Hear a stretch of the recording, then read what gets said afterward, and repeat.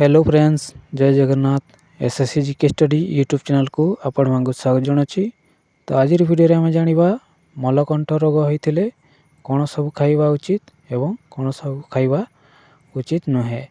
तो कोन सब खाइले अति शीघ्र रोगटी भल हो जिवो ता विषय हम आज ए वीडियो रे जानिबा। तो चलंतु वीडियोटी आरंभ करिबा। प्रश्नटी है मलकंठ होइथिबा लोक केउटी भूल रे भी खाइबा उचित नुहे। ऑप्शन ए लेंबू, option B mutton, option C कोबी, ऑप्शन डी पिस्ता बादाम।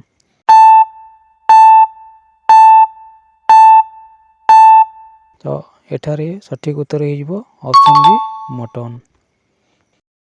तापरे परवर्ती प्रश्नटी है क्यों फल नियमित खाइबा द्वारा मलकंठ रोग 3 दिन रे भल होता है।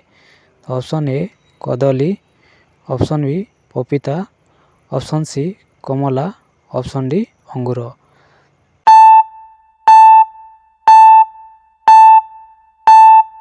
तो एठारे आपण मानक सठिक उत्तर हो ऑप्शन बी पपीता। तापरे परवर्ती प्रश्नटी है क्यों साग खाइबा द्वारा मलकंठ रोग मूलरू सफा होता है। ऑप्शन ए पालंग साग, ऑप्शन बी मूला साग, ऑप्शन सी कलम साग, ऑप्शन डी भाजी साग।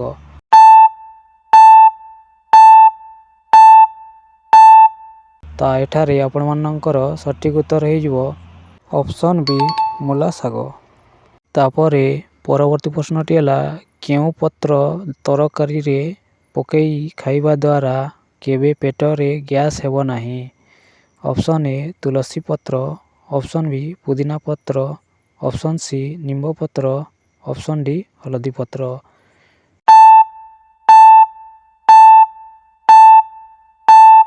तो एटारे आपण मानकर सठिक उत्तर हो ऑप्शन बी पुदीना पत्र। तापरे परवर्ती प्रश्न है क्यों मसला गरम पानी सह पीवा मलकंठ रोगी पाई लाभदायक अटे। ऑप्शन ए जीरा, ऑप्शन बी हलदी, ऑप्शन सी मरीच, ऑप्शन डी धनिया।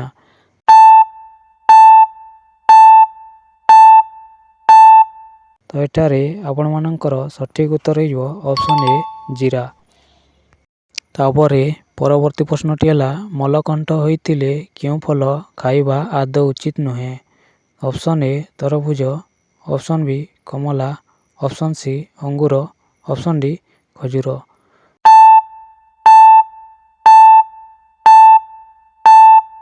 आपण मानकर एठारे सठिक उत्तर हो ऑप्शन बी कमला। तापरे परवर्ती प्रश्नटी है क्यों साग रोटी सह खाइबा द्वारा मलकंठ रोग भल होता है। ऑप्शन ए कखारु साग, ऑप्शन बी पोई साग, ऑप्शन सी भाजी साग, ऑप्शन डी चना साग।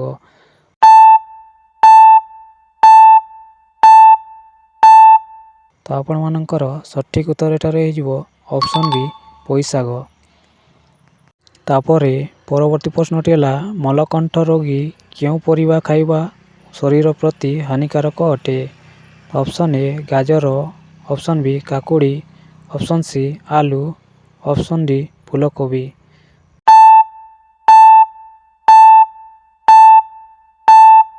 तो एठारे आपण मानकर सठिक उत्तर हो ऑप्शन डी फूलकोबी।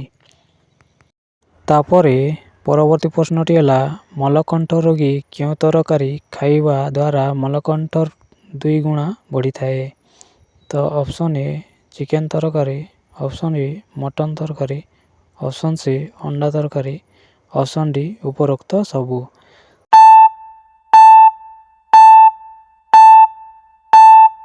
तो एठारे आपण मानकर सठिक उत्तर हो ऑप्शन डी उपरोक्त सबू। तापरे परवर्ती प्रश्नटी है मलकंठ होइथिबा लोक राति रे कोन खाइबा आदौ उचित नुहे। ऑप्शन ए काकुड़ी, ऑप्शन बी मूला, ऑप्शन सी गाजर, ऑप्शन डी बिरयानी।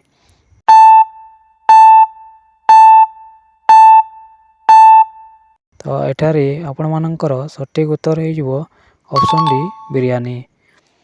ତାପରେ ପରବର୍ତ୍ତୀ ପ୍ରଶ୍ନଟି ହେଲା ମଳକଣ୍ଠ ରୋଗୀ ରାତିରେ କେଉଁ ପରିବା ଖାଇବା ବର୍ଜନୀୟ ଅଟେ? ଅପସନ୍ ଏ ବାଇଗଣ, ଅପସନ୍ ବି କଖାରୁ, ଅପସନ୍ ସି ଭେଣ୍ଡି, ଅପସନ୍ ଡି ଲାଉ।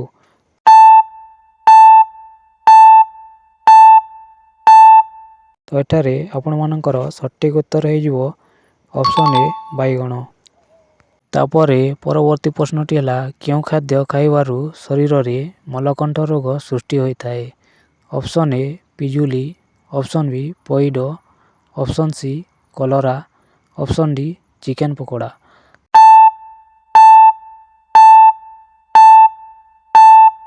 ଏଠାରେ ଆପଣମାନଙ୍କର ସଠିକ୍ ଉତ୍ତର ହେଇଯିବ ଅପସନ୍ ଡି ଚିକେନ ପକୋଡ଼ା।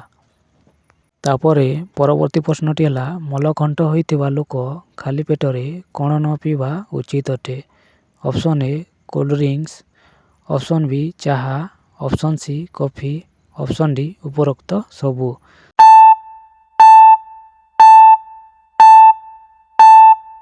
ଏଠାରେ ଆପଣମାନଙ୍କର ସଠିକ୍ ଉତ୍ତରଟି ହେଇଯିବ ଅପସନ୍ ଡି ଉପରୋକ୍ତ ସବୁ।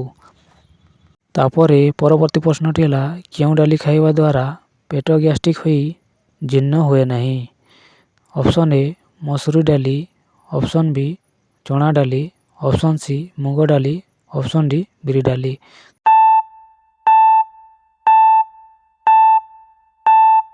ଏଠାରେ ଆପଣମାନଙ୍କର ସଠିକ୍ ଉତ୍ତରଟି ହେଇଯିବ ଅପସନ୍ ବି ଚଣା ଡାଲି। ତାପରେ ପରବର୍ତ୍ତୀ ପ୍ରଶ୍ନଟି ହେଲା ମଳକଣ୍ଠ ରୋଗୀ ନିମ୍ନରୁ କ'ଣ ଖାଇବା ଶରୀର ପ୍ରତି ହାନିକାରକ ଅଟେ? ଅପସନ୍ ଏ ପପିତା, ଅପସନ୍ ବି ବାଦାମ, ଅପସନ୍ ସି ଲେମ୍ବୁ, ଅପସନ୍ ଡି ପକୋଡ଼ା।